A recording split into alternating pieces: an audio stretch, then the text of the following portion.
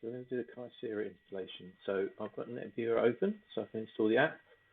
So first thing I need to do is find all the printers. So device, discovery, add devices, do custom, local network, IPv4. Scroll down this page to the bottom and make sure you've got the web login for the actual printer, which this one's still admin. Hit next, immediately start. There we go. So this should find 8 printers. When I see the one I want, I'm going to stop this.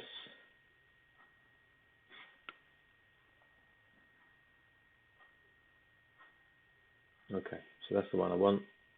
So hit stop. So highlight the device and then right click, go to advanced, manage applications. So we're going to install an application and activate. So next, browse. Now again, this is on the papercut server, so I've already copied and pasted the directory. Okay, so it's in the papercut folder, providers, hardware, Kyocera.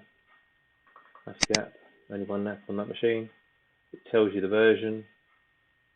Next, finish. So you'll see it install and then you'll see it activate. Okay, and it's failed. Probably because it's already on that machine and I've been playing around earlier. So let me just go into here so you can just see. So I'm going to go manage applications. I'm going to activate the application because I'm pretty sure it's already on there. And then application install on device. That's the machine. Normally it would actually install it and activate it. So it is actually there. So I'm just going to activate it manually. There's no license key required. Yep. Finish. So all being well this time it should activate. And there we go. So that shows you any pitfalls where if you have any errors in the app. If it updated it to a newer version, it would have activated. Okay, so that's the bit done on NetViewer. So the next bit we do for a web browser. So we're going to go actually to the home page of that machine. So we'll right click it, device home page. That opens in a web browser. So just do continue, put that page up. Okay, so now we're going to go to sort of a secret page as such on the Kyocera. So change that HTTPS to HTTP. Go to the end of the IP address to get rid of that slash, and we want :8080 /papercut /admin. Hit enter, and then you should get a login page. So this is the web login again. Hit login. So give it a name, which I've already done. Put the server name in. Hit apply. Successful. So now if we go to our papercut, which should be living under here, just log into that. Oops.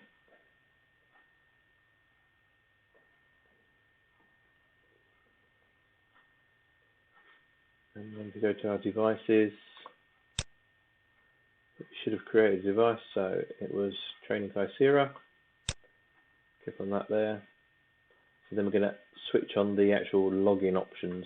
So we go down here. So login at the moment is using username and password. I don't want that.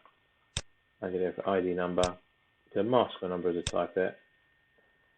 Everything else, tracking can stay as it is. I normally just get rid of that screen, but that will be on preference of the customer. Enable print release. So in this instance, we're using a follow me queue. And then a bit further down, under the find me printing support, you're looking at the device that the actual pages are going to print out on. So that's our device here. It's already been installed previously. I'm going to enable integrated scanning on this particular machine. Scroll to the bottom, and then OK it, and that'll OK it, save it, and apply it. So you should see actually the actual options here have changed. Okay. So next thing is to look at the actual screen itself to see what it's showing. So I'm just going to use a little viewer I've got here. That's the printer. All being well, it should open up. So just confirm the certificate, and there we go. So it's showing the screen. The type of pin. Okay, well, let me do it through that one. So okay, to that. Log in, and there you go. All right, all done.